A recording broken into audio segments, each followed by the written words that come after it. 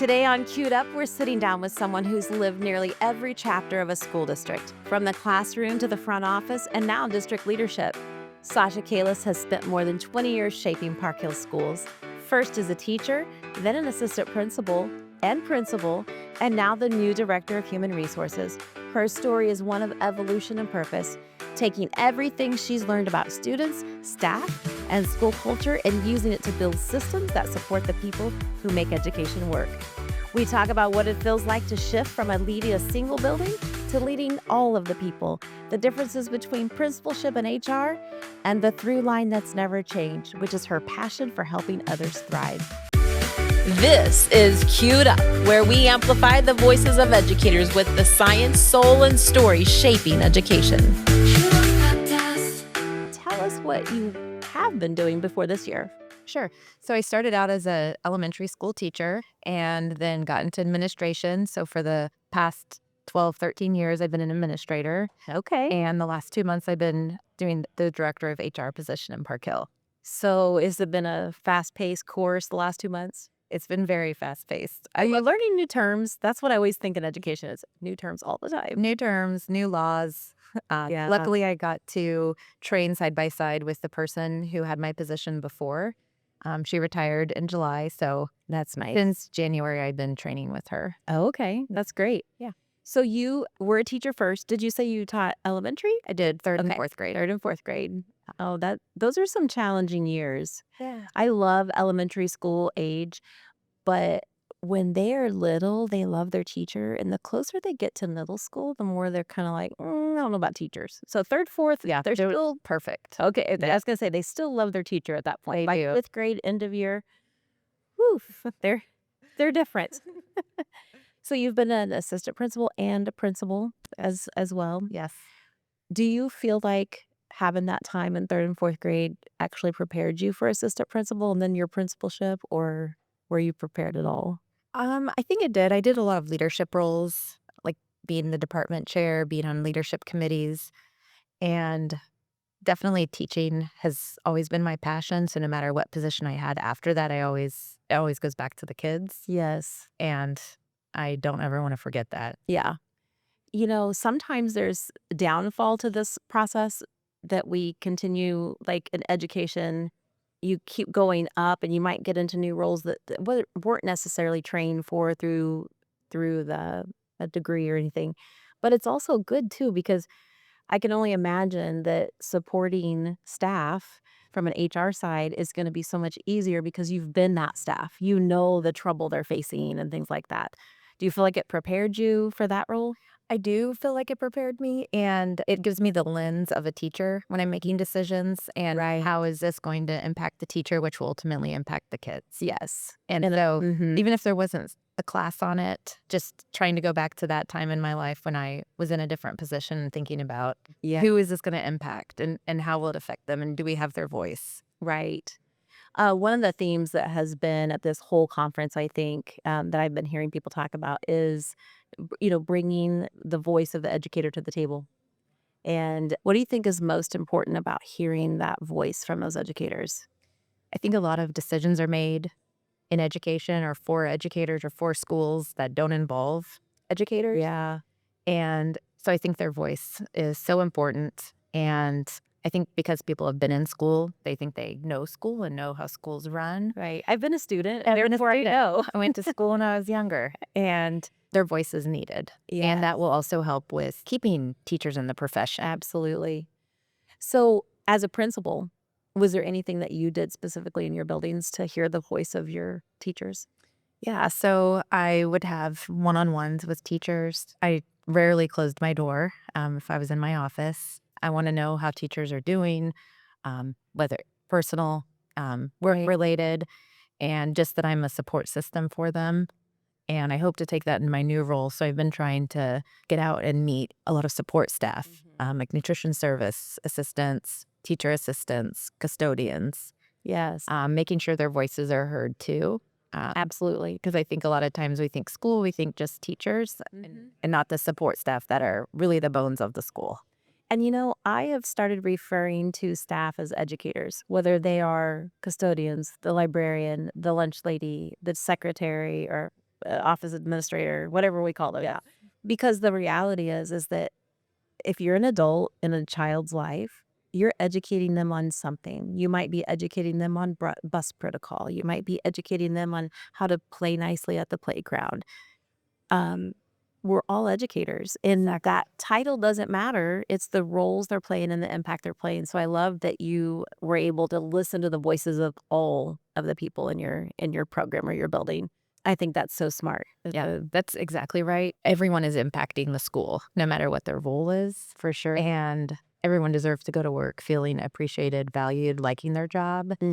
And a lot of people, too, if they wanted to do their job, they could do it in a different setting. They're choosing to be in a school and being with kids to have a good impact on them. For sure. That can sometimes be much more challenging. I mean, let's just take the custodian position. You can be a custodian in a building that has adults who, don't make as many messes in the bathroom. Also, that there's times that there's nobody in the building, or if they are in the building, they do a good job of staying out of your way. You make such a good point. They chose to be in schools, so we need to listen to their voice and make sure they're being heard and all of that. So what drew you to make that leap from a building leader to that district level and move into HR? I think it's the people part of it. I love working with people. I love figuring out processes and improvements and connecting people. Yeah. And I honestly never would have thought I'd land in HR. If you would have told me this 20 years ago, I would have never thought No I would way. leave the classroom. Yeah. But I'm really liking connecting people, and it just looks a little different now in HR. Trying to connect people with their next job or the profession they're passionate about, and finding the right fit. Yes, it's And so important. yes, We were kinda talking a little bit before we got going on that right fit and how that's so important for HR to really hone in and get to know the people, even the people that they're prospectively hiring, to get them in the right fit so they can stay. What do you think is gonna be the biggest challenge in understanding the right fits? one of the biggest challenges I see is trying to still stay competitive with our salary. Yeah. And so we can draw the candidates that are going to make a good difference or big difference in our district. Mhm. So being competitive, promoting ourselves, and I think, retention is just as important as recruiting. Oh, for sure. And so, making sure that once we get people in our district that we're keeping them and they want to be here. Absolutely. And they're telling their friends about us and their friends want to come work for us. As you move into this new role in HR and you leave your old role of leading the building, what do you think are some of the challenges you're gonna see in that? I think I'm gonna have to be really intentional in making sure I'm still visible and in schools. I don't think I'm gonna do the best job I can if I don't go to schools and I don't talk Right. to people and I don't see what buildings need.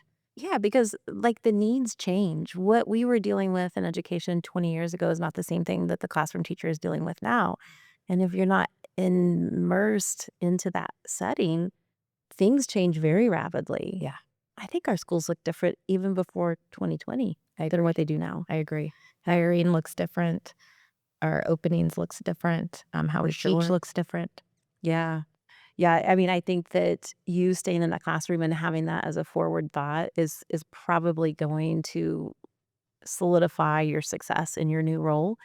I think that people who rise up in education and who forget to go back into classrooms start making decisions that are not necessarily best for kids because it's too easy to forget. Right. Yeah. Right. So I think that's smart that you've already got that on your mind and you're going to be intentional about that. You've spent most of your career or all of your career in Park Hill School District, correct? I taught in Gary County, which is in Junction City, Kansas, Oh, okay. for a couple of years while I was getting my master's degree at K-State, and then moved to Kansas City after that. Okay. So I would think that by you staying in a school district for a long period of time, like community is important to you. How do you think that impacts your ability to be a leader, focusing in on community? Yeah, it's really important to me. I'm raising my own family in the district I work in. And I think when we hire staff, they're not just employees. We want them to be part of our community, be part of the Park Hill family. And, many of our employees also have their kids in our district. Yeah. And even the people in our community who don't have kids in the district anymore, schools are such a vital part to a community, to property values. Schools can make or break a community. So a strong school system is essential. Yeah, and sometimes it's easy for community to forget that the school impacts their assets as well. I mean, when you don't have a good school district, like you said, the property values are going to drop, which impacts people. So, how do you foresee your role, or is it even a part of your role, to be able to pull in the community into the Park Hill School District and making sure that people who don't have children in the schools anymore still recognize that it's important? Yeah, I definitely think that's part of my role. And in anyone really who works in a school system, we want to be proud of where we work Yeah. and share the good news, be transparent, welcome the support that a community can give us. Yeah. Switching roles, you were a building principal, and I'm sure that you did your interviewing and hiring and things like that for your building. Will you be doing a lot of that now, switching roles into HR? Yeah. So as a building principal, I was kind of on the front end of it where I would screen applicants that look like good candidates for positions I had open. And then I'd set up the interviews, interview them with usually a team of people in my school, and then recommend a candidate for hire after I'd done some reference checks. And now I'm getting the recommendations for hire from principals. Oh, okay. And then I'm kind of finishing the process. And so I'm looking at their application, looking at their references, calling them, and seeing if they're a good fit for us. And Yeah. so I was always doing the front end of the hiring process, and now I'm kind of Closing it back end. yeah, So, have you got to do some of those yet in your role? hundreds. In So 2 months' time? yes, Wow. yes. So I primarily hire support staff and then special education teachers as well. Yeah. We have about 2,000 employees, and we're the largest employer in Platte County. I You have, get lots of practice. I have hired many people already. It's Wow. very exciting. It's one of my favorite things to do. Okay, well, you've done it and it's exciting. What brings you excitement about that? I like matching people to what their dream is or I what I say I'm they a want to matchmaker. do. Yes, that's what I Just feel not like. relationships. Yes. That's And funny. so I like when people are applying or even if they haven't applied for a certain job, I like going through applications and being like, oh my gosh, they have this experience. Yes. I'm going to cold call them and see if they are interested in this kind of position. Yeah. So I like the puzzle piecing of that. That is so interesting that you say that. I was, like, energized by that because I could get into an interview and listen to them and realize, "Oh my goodness, they don't even know that this opportunity exists," and match them up. Yes. I've started a list of, I call it dream jobs, and it's like a Google Doc I have of candidates, or well, they're already employees, but they've come to me and said, hey, if this kind of position ever opens, keep me in mind. Yeah. And so then down the road, if that opens, I can go back and be like, who was it that told me they'd love to be a groundskeeper? I just kind of go and look. Yeah, I think that's probably a great tip for other HR people to take a look at. The dream jobs, is that what you called it? Yeah. Yeah, that's perfect. Do you do that on an Excel doc? I do it on a Google Doc. A Google Doc, Yep. yeah. But yeah, so you can search it, I and can search it and I don't know what I did before, yeah, Google or Excel doc. Yeah, I know. I'm a spreadsheet girl. everything goes in a spreadsheet. I sort it and keep Yeah. my data, and yeah. Before we continue, this episode is sponsored by Q360 Workforce Solutions. If you're a leader listening, you already know the problem. Q360 helps districts get ahead of the staffing and support gaps. This isn't about looking good on paper, it's about keeping schools steady. All right, back to the conversation. What surprised you the most about HR in the last 2 months? I thought being a building principal was no day's the same. It's 500 miles an hour. So I thought HR might be more, each day is a little, give or take, pretty much the same. Mm-hmm. And it's not. Not at all. It is not at all. Every day is different. It is fast and furious. And I love the adrenaline rush of it. Yeah. But when it's fast and furious, what are you going to do to have that balance? Because we know we can only go full speed for so long before we falter. Yeah. That's a good question, because one of the things too with this job I've noticed is I can get so consumed I don't get up. I don't remember to go get water or anything like that. And so luckily I have people in my office that remind me to get up.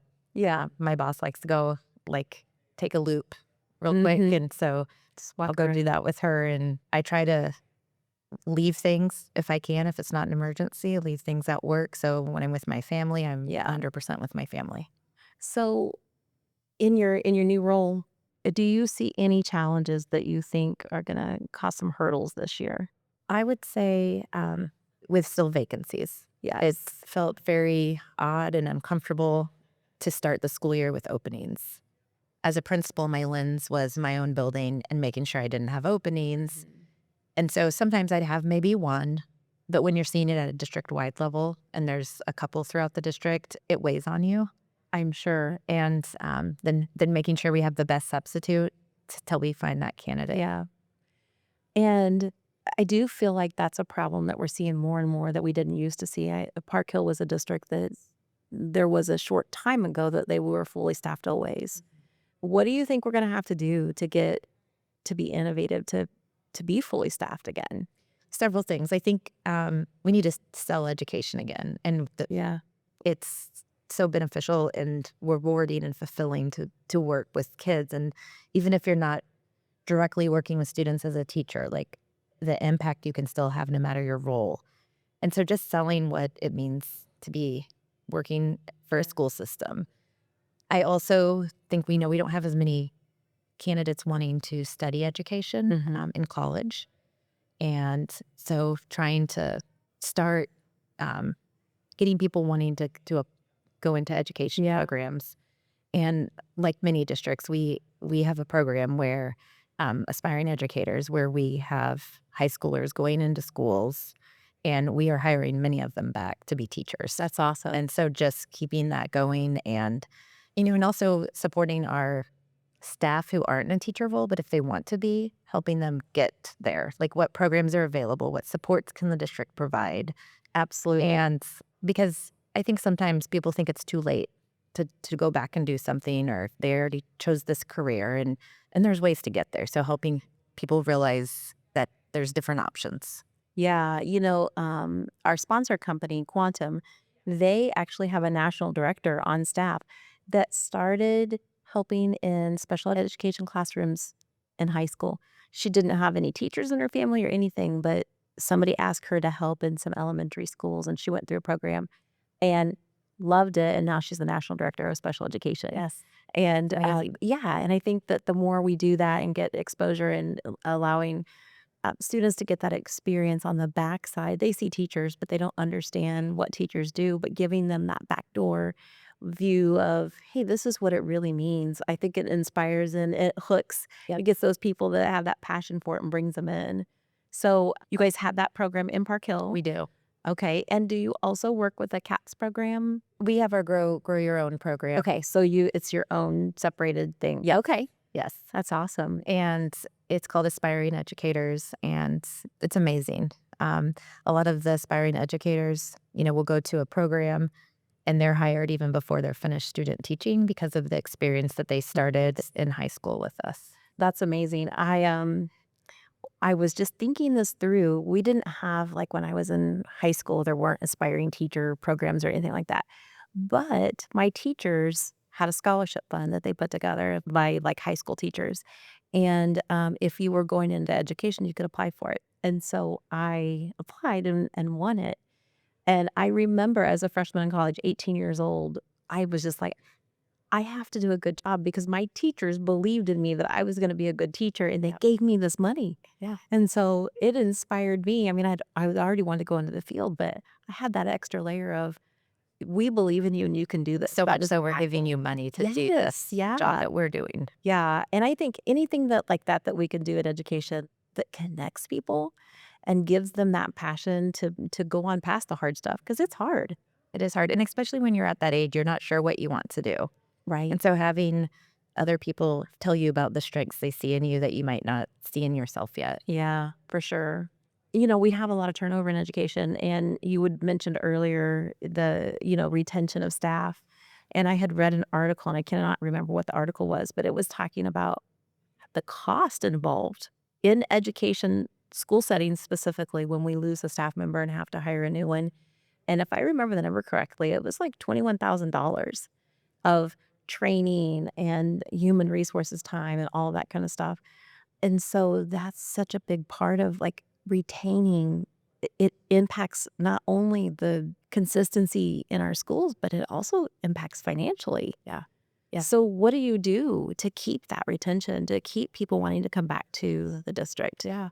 Well, we have a new position this year that is really exciting. So it's called a staff wellbeing coordinator.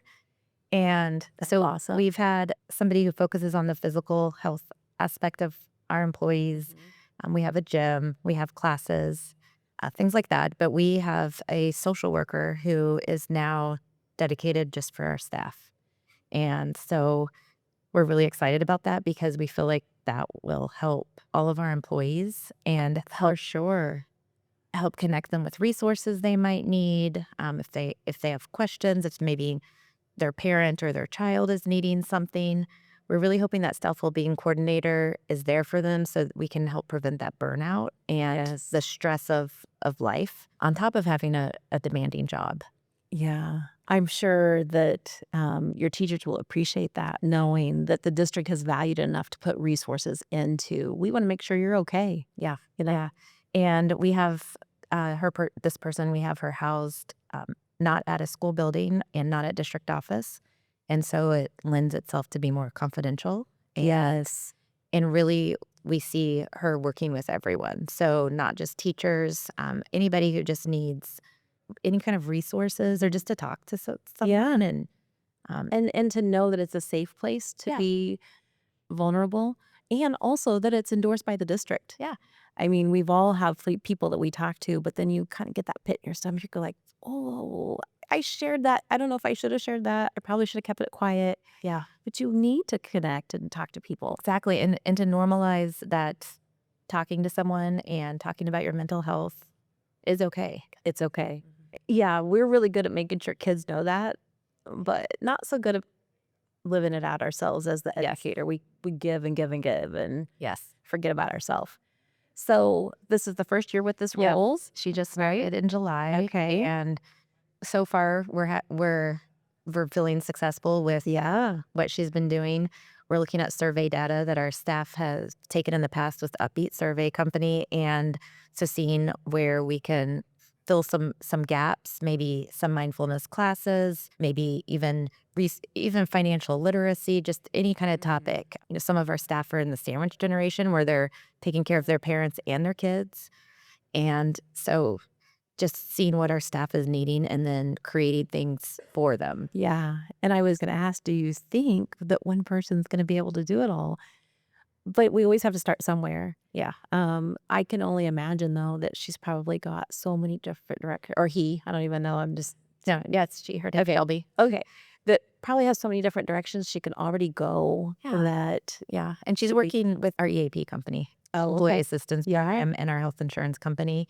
And so she can really truly give that warm handoff to other resources that staff have access to, but they might not be aware. Yeah. I love that you guys are doing that. And the behavior analyst in me loves that you took the data so that you can show. I would love to connect with you in a year or two down the road and say, okay, let's talk about that data. How did it go? What things have you tweaked since then to make it work? Yeah, that will be exciting to talk in a year or two because we're really building this from the ground up. Yeah. It was hard to find examples of this because it's not common for school districts to have this position. Okay.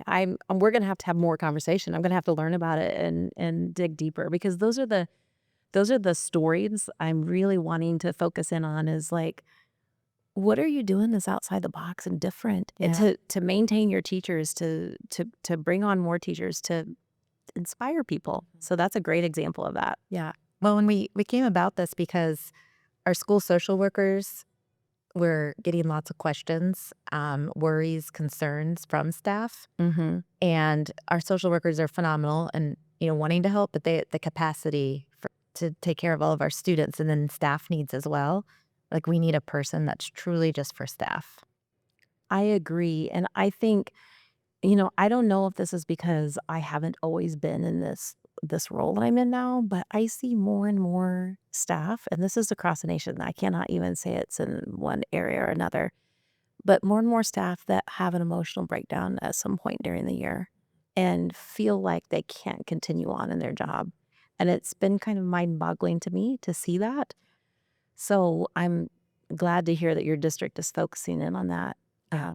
These have been some strong teachers that I wouldn't have expected to Right. have breakdowns. Right. Yeah, Yeah. So we're hoping to prevent that and, you know, build our bank of resources and absolutely. And we've had social workers to focus on students and families for quite some time. And it's cutting edge. It's probably why you had a hard time finding a district to model after, anybody that's doing it, because to take your social workers and to focus them on the staff, I think, like, you're starting it, but we're going to have to continue it. Other districts are going to have to do the same thing and get on board.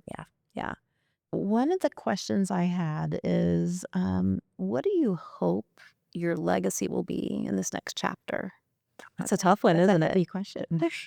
Well, I hope my legacy is that I helped connect people, and I helped people find that position that was just right for them. Yeah. And where they felt like they could make a difference. I also am a systems person, so I hope processes and systems and organization is also a legacy I leave. Yeah. But really, it's helping the people get to that spot and to love what they're doing and to feel supported, and want to come to work and want to be at work. So do you have any ideas right now on how you're going to make that happen? Yeah, it's a lofty goal. Right now, I'm trying to go out and talk to people. And I've been going to like custodial meetings, nutrition service meetings, technology meetings, just any department meetings where I can get to know staff, and then going into buildings to being visible as well. Yeah. I don't want to be the person from HR who, when you walk in a school, the office is like, uh-oh. Here she comes. Here she is. Yeah. I want them to be like, oh, Sasha's visiting. Yeah. Well, and HR does kind of have a negative connotation. Yeah, it can. Like, So sometimes you were like, oh, HR is it can be scary. It sounds scary. And there's so much more to HR, though, that I want people to see. Yeah. So how are you going to measure your legacy? How are you going to know that you've done good fits for people? Well, hopefully a data piece that we would have is our retention rate. Yes. And I would assume that. making sure people are staying. I mentioned upbeat surveys earlier, and they really drill down to different work groups and buildings. So then that can give us data to see, what's this building or this department doing that this one's not doing? Where can we make those changes? So just really looking at the data to, not ignoring what our staff are telling us. And I loved the keynote speaker, Alicia Day Lorenzo. I got a chance to talk with her, and I loved how she talked about focusing in on the things or the people that are doing things and it's working. Yes. And I think about those surveys and think about, okay, now let's take that information and focus in on the ones that it's working. Yeah. Like, and there's so many good things working. So yes, it's easy to get hung up on what's not working, and just looking at where are we doing this right? Well, we have that saying, squeak wheel gets the grease. It's the same concept. We end up focusing in on problems. That's what we do, is like, oh, there's a problem, let's solve it. And educators are fixers. Yeah. So we want to fix it. So we're just naturally drawn to that. And sometimes we need to just not focus on the problem. We need to focus on the solution. Like, what's happening?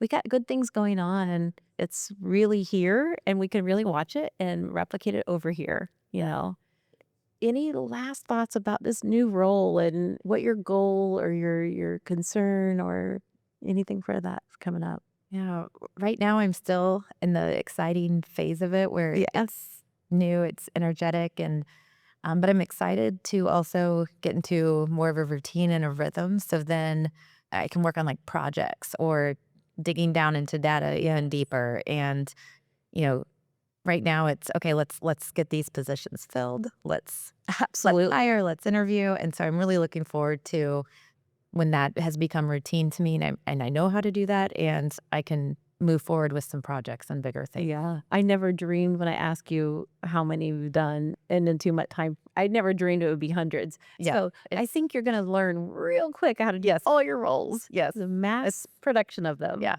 It's a lot. It's busy. I'm sure it is. Well, I appreciate you coming on so much, and I'm just glad that we got a chance to talk. And what I want to do is I want to schedule time to catch back up with you in a year. And then I want you to tell me all the things that you've learned and all the things that you thought today that you changed your mind on. There's going to be some of those. Yeah, I'm sure there is. You've been listening to Queued Up, where we amplify the voice of educators with Sasha Kalis. And we are so happy that you joined us, and tune in next time. Thanks for listening to Queued Up. Follow and subscribe to stay queued up for what's next.